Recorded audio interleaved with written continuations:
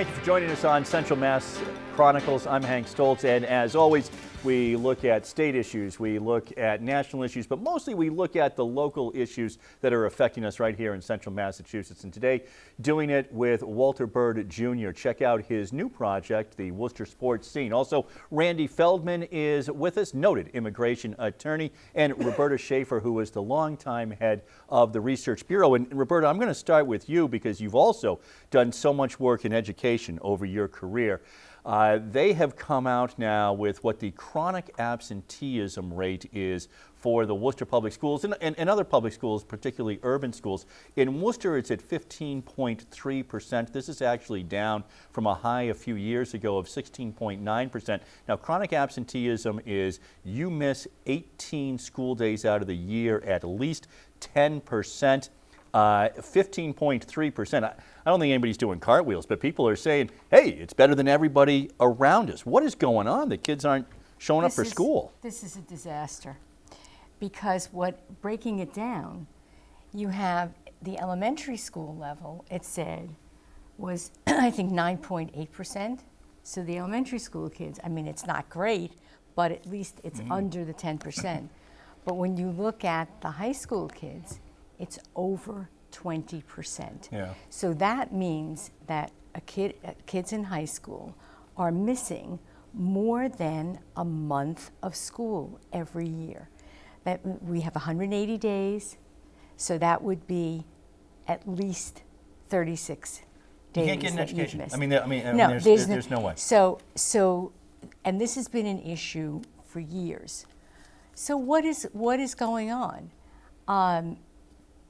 Kids have more important things to do than go to school. So you could look at it, there are two ways. Either what's going on in school doesn't grab them at all. It's not important. They don't think they're getting anything out of it. And they, as I said, more important things to do, to be with their gang or whatever. Or the attraction, the school is boring, or the attraction of what's going on elsewhere is much more exciting. It's interesting that you say that, just because my thought immediately went to, and I want to make sure we have time for everybody to kind of weigh in, my thought immediately went into, maybe you're coming from a culture where education isn't important, because it seems to be, that these urban school systems, which would have much more of, Worcester being a refugee city, so many different cultures, or you have family members who are working 2 jobs, so mom isn't there to get you on the bus in the morning, or there's issues in the home where you have to stay home with the little one because mom is out working. A high school kid, any high school kid, knows where he's supposed to be. And I think that at this point, given that we're not really making much of an inroad into this problem, that if a child is absent that much, set a limit, kid doesn't get promoted. That's it. They're held back. Now, you're going to say, they'll say, oh, that's going to lead to more dropouts. Well, somebody has to. They've effectively dropped out. Yeah. Somebody already has to set Randy, a marker. What do you think about, are there some solutions to this? When I was a teacher in New York, and it was an alternative high school for kids who dropped out and came back to school. We would start out, my class would start out with 25 kids, and I would say by about week 3 or 4, I'd be down to about 16. Right? And then some people would filter in and filter out. And then you couldn't pay attention because they couldn't have done the reading or engaged in the discussions. And the whole thing would fall apart. So I walked away from that experience not feeling, I don't really think it's much with the gangs. I think it's more with the other things, with the culture, with the other obligations, with the absenteeism, with the not valuing.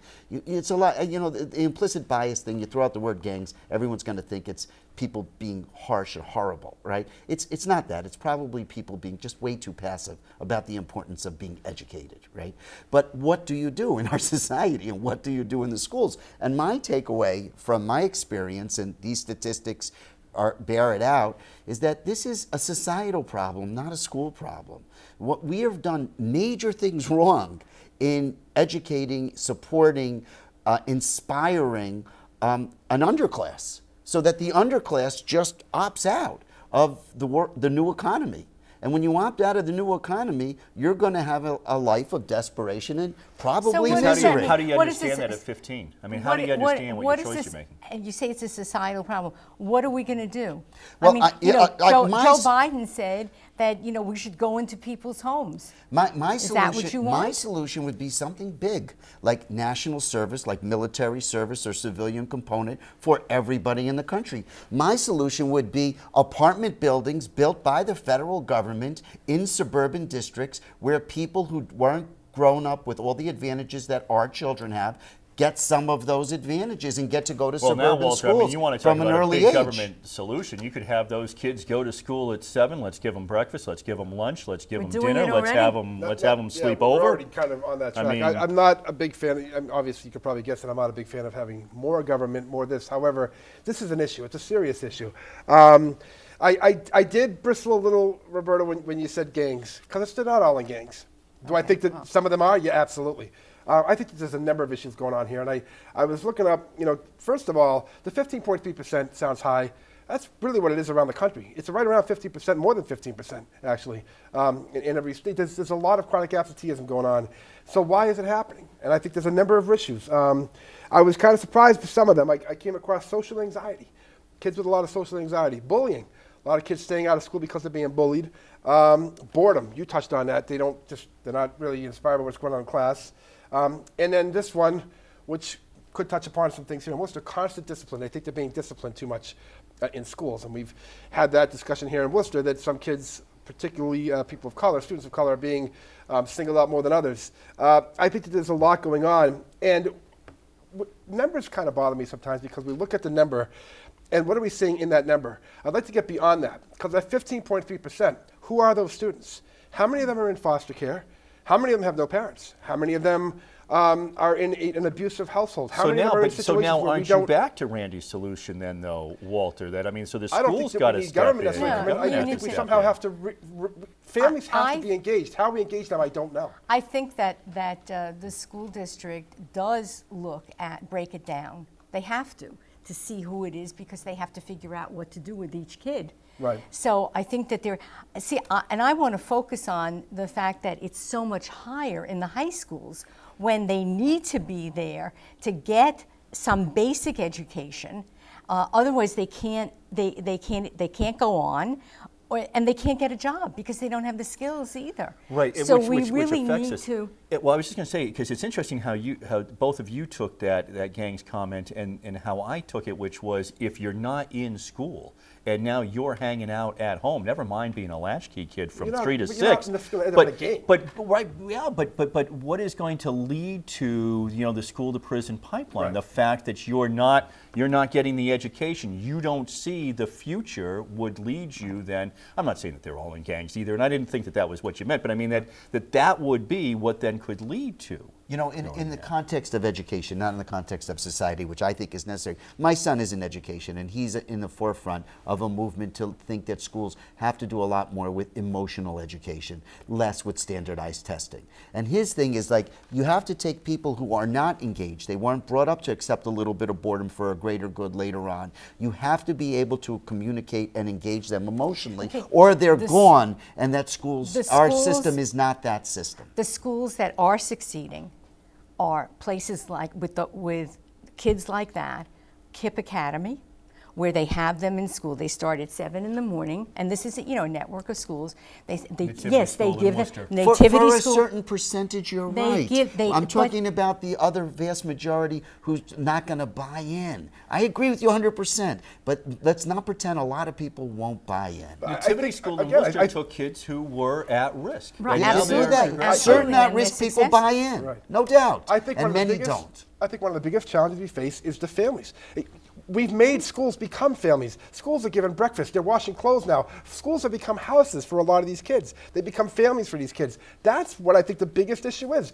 There is a breakdown of family in so many places. These kids have So nothing then if to you're lack. saying not the government, how are you going to help families? Obviously, there's outreach, there's wraparound Well, there's certainly coordinators, many there's services. parent education. We have all that. It's not working. You can't make a parent want to be a parent, Randy. So, no, I'm saying But- you change the structure of how we live. But if you care about these there people. are schools that are working, and so maybe we should figure out how to scale up those schools that are working. And here's where, you know, it relates to charter schools and the pilot schools and so on. I mean, they are doing better. There's no question. The statistics are out there. The Boston charter schools have been shown to raise the level of student For a achievement. slice. Coming up, Well, yes, we're that's gonna what be I'm saying. You talking have to about scale it This up. conversation will keep going, but we're going to be talking about climate change. A couple of words real quick here. Truant officers. Climate change is next on Central Mass Chronicles. Truant.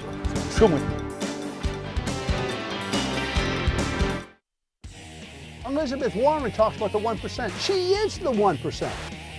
Now, if you really are so concerned about the little guy and the average guy and the middle income person, where are you? Too bad that our own Congressman, Jim McGovern, doesn't have the fortitude to stand up and speak on behalf of the people in his community. They all go to Congress with no money in their pocket, and they all leave there as millionaires. How does that happen? Kevin and Andy do not share every talent.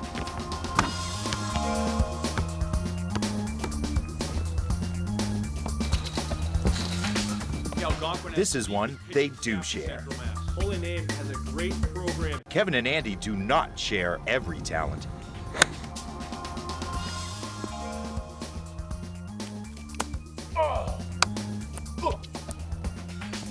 This is one they do share. Holy Name has a great staff as well. Charter TV3 and UMass Memorial Healthcare have teamed up to bring you the latest news and trends in healthcare. Health Watch, presented by UMass Memorial Healthcare, brings you the healthcare topics that are important to you.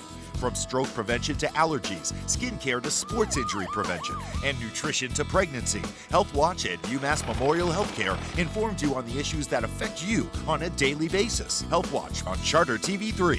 For extended interviews with UMass Memorial Healthcare experts, log on to our website.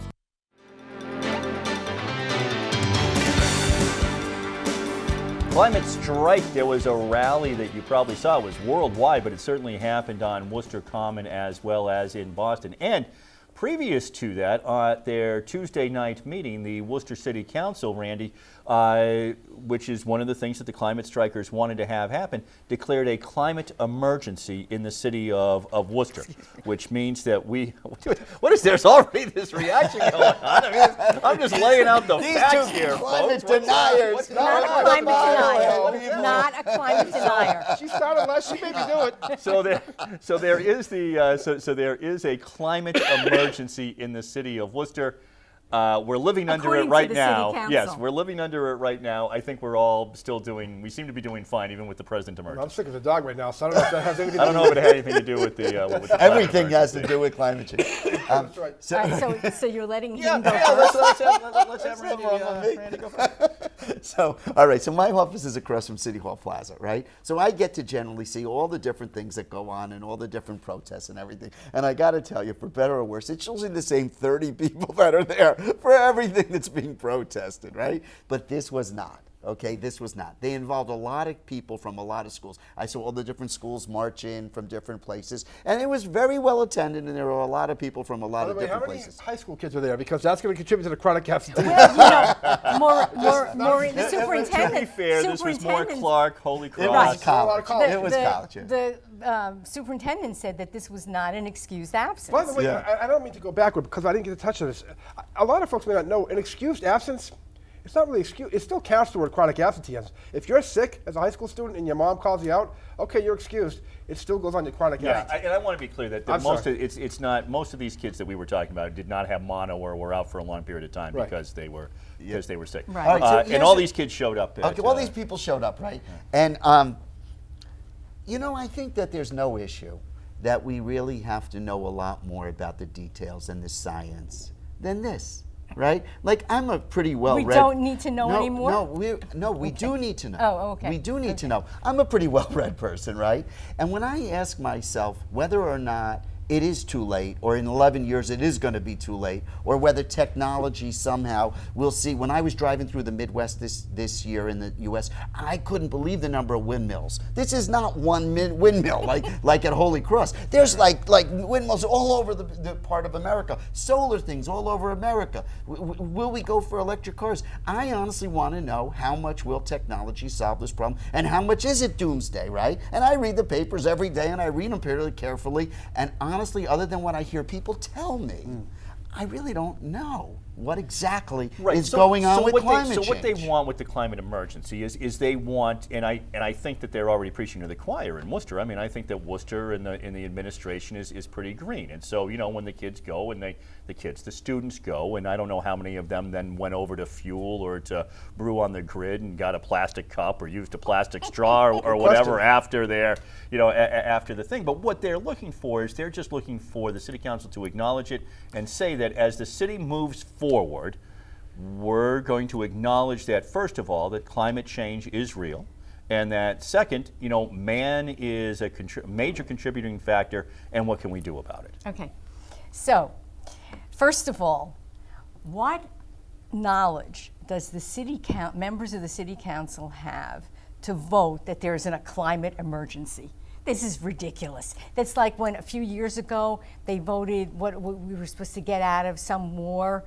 They have on occasion taken up national issues, usually the Cambridge City Council does, so we're becoming more like Cambridge. Is that bad? Don't trade with Arizona. Is that bad? Yeah. So what do they know that they don't have any particular knowledge of this? Okay, so they vote something. So what does it mean? This is it's not the city council's business, first of all, to tell us that we're in a climate emergency. Second of all, the people, this coalition, and they don't have much knowledge either. It's the people who are heading it, who are involved in environmental advocacy, who told everybody else, you know, what do all those agencies, what knowledge do they have about climate change? No expertise at all. Let's be honest about that. Certainly no more than you and I have. Okay. They said that the U.S. is the biggest emitter of CO2. That's not true. We know that every day China is putting online another coal-fired plant. And so China is the biggest. I think India is second. You know, they're working on it. So that's just, they're spouting falsehoods that, you know, people should not believe. Okay, third of all, they say by 2030, we're going to change everything. Okay, that means that you and I and all the rest of us are going to be giving up our cars as they're currently operated. We're going to be giving up heated houses. How many people are going to volunteer for that? Because no way in 11 years are we going to have enough of solar and wind power. You know, sometimes the sun doesn't shine and sometimes the wind doesn't blow. Worcester is not a place that is known for heavy winds. It's not, you know, the plains. Well, I do think, though, but that requires electricity. But I think Yeah, where you both agree, though, is that the preaching of the apocalypse in 12 years is probably detrimental. I don't even know. Because there have been all these predictions. Yeah, we don't. We know one thing. We know that the climate is cyclical. We know that there have been extinctions before. We know that.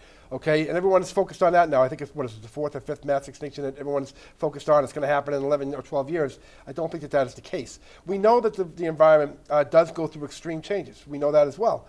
We know that there is some impact on by man and woman on the environment, but we don't really know scientifically how much of that really is contributing to the climate change. Wait. We have scientific consensus. I mean, you know, when 98% of the scientists are saying that man is, since the Industrial Revolution, man is the leading cause. And That's true. I mean, I think that's consensus. Okay, let's say that's correct, and I'm not sure that it is, but let's say that's correct. I'm not sure it is either. Do you understand We know that we as a contribute to it. result of this system, we have brought, not just in the United States, but millions and millions of people out of poverty with the system of the kind of energy that we've produced that has led to people being able to have clean water, Well, I'm not saying let's be the no, Flintstones, no, but but that's what it means. Because well, what is that? Generating electricity requires fossil fuels. You can't. By the way, Not if you use nuclear reactors. Okay, Can we fine. be greener then? And have you heard anybody Barack say Obama bring wanted back to nuclear? have cleaner coal France. production. Well, I agree right. with you. I'd be happy with nuclear because there are no emissions from that. But Chernobyl and so on. The nuclear is so safe today that we should be doing that, but people are afraid to talk about the one kind of energy that doesn't have CO2 emissions. So more alternatives, but Walter, go ahead. Well, for I'm the just other saying point. that I think you can have cleaner production of fossil fuels. I mean, Barack Obama had talked about cleaner coal production. He talked about that. What's happening is there's a progressive movement that A is now saying that Barack Obama was wrong about everything, which I find completely fascinating, and B, we are in a time where it seems like we like to feel good about things. We like to do things that just make an impact right there, then and there. So let's declare this, let's declare that. We've declared an emergency, we've declared this, but what does it mean? Because without real quantifiable action, what are we really accomplishing? You could put a 16-year-old girl in front of the cameras as the parents of Greta Thunberg have done, and it makes an impact. And millions of people, oh my God, that poor, look at how and much. the 8-year-old kid who came before Exactly. In Worcester, we had an 8-year-old. Never mind a 16-year-old. Oh, Never mind a because 16-year-old. That's right. We cut that in half. His father, Yeah. the professor, manipulated him to, Right, teach him this stuff. Where are the scientists talking about this? We're having people Hey, on TV shows there are- like Michael Moore talking about things. Why It's do we ridiculous. have celebrities Okay, and little kids are talking you about all this? from- are you but all there is no familiar- such thing as clean coal. Okay, I just are want you to make are- sure are you that we all- all know that. Cleaner production Obama of just fossil gave a fuels. little money to Are- experiment and came up what with how nothing. about So we're gonna put fracking? millions of people What on that wait, has Since About we've, thousands Okay. Yeah. as What we if- sort are of you all devolved familiar with into, Beyond into this, Lomborg? Do you know let's, that name? Okay. all right. The skeptical environmentalist. One Seriously. person. Okay. Wrap it up. Beyond Lomborg, who is Swedish, and he is in charge, Danish, I'm sorry, he's Danish. He's in charge of something that's called the Copenhagen Commission or something like that, which consists of many, many scientists. And they have they survey them. I mean, these are genuine scientists who know about the environment and lots of other things. And the book that people should read is there are two books. The Skeptical Environmentalist, Beyond Lomborg, who's willing to admit that there is, climate change and so on, a problem. And then he recently wrote a book called Cool It, okay? And these scientists have agreed that there's a problem, but when you ask them what are the most important problems, climate change comes last, way before. What are they talking about? A big problem that could solve a lot of problems for people. Solving malaria comes up as much higher. That's where we're than- going to than, end this segment. than We're on to our next segment in Science, just a moment. We're climate going to be science. talking about the Worcester sports scene. And is this a sports mecca in the city of Worcester? Just like in baseball, good sports reporting relies on the bullpen. There are days when our front man just doesn't have his stuff anymore. What is he doing? This is brutal. I think it's Grafton. It could be Bartlett. It's a green and white team. You don't have it It's tonight. You're done. son of a bitch. I fucking have it. Tell me I don't. I can still bring it. Yes, time. All right, that's actually Bartlett versus Milbury, and it's Todd Duchesne for Milbury. I'm just glad I can be a role guy here. Hi, I'm Tim Murray. The Worcester Regional Chamber of Commerce is here to work alongside you and your business by promoting economic development. We're doing this by being a strong and effective advocate for the region's businesses. At the Worcester Regional Chamber of Commerce, we believe that a strong business community is a catalyst for a dynamic area to live and work. Join me and my guests on the Chamber Exchange on Charter TV3.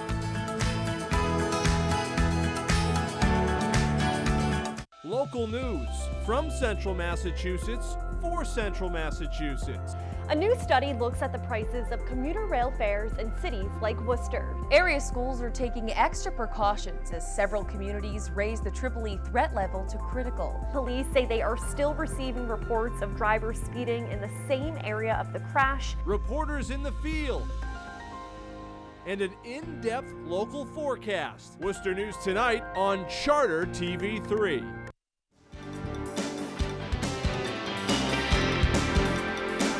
Central Mass Chronicles continues, and one of the interesting things that has been happening in the city of Worcester, of course, is we're all excited about the construction of Polar Park. We've talked about that here on the show. The Worcester Red Sox coming. There's been talk about bringing in the Celtics the farm team. So, Walter, there's all this buzz that is going on around the Worcester sports scene. Tell us a little bit, though, about so what's the not the environmental impact. What's the economic impact of probably all is these an teams? environmental Probably impact. is A lot more as team well. buses. I know, exactly. Flying in. There very well may be an environmental impact.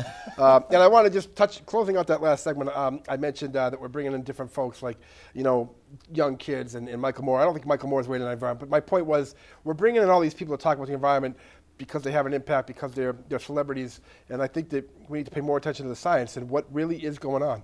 And that's the question. So I want to go back to this. I think with the sports scene in Worcester, I've maintained that there's this is a sports town. It really is. And I think that if you're not a sports fan, it can be hard to see it. But if you look at the high school level, there's 1,700 student athletes just in the high school level alone, or public schools level. And there's 25,000 students. I think that number could be higher. I actually think it should be higher. By the way, I also think that might even help some of the issues we talked about earlier, giving kids more things to do after school. So I think that's something. The college scene. A lot of us may not pay attention to the college scene because they're on their own little campuses. They do their own little thing. But an Assumption College game, a good Assumption College game on a weekend will get 2,000, 3,000 people. They're getting their students and all that at their games. Holy Cross, will attract a lot of people. And then, of course, you have on the pro sports scene, the Worcester Railers. You have semi-pro, you've got college level, you've got the Mass Pirates with arena football. There's another team, a football team, the Worcester Wildcats, that play outside. The Worcester Bravehearts are a college level team that play here. And of course, Hank, you mentioned the Worcester Red Sox.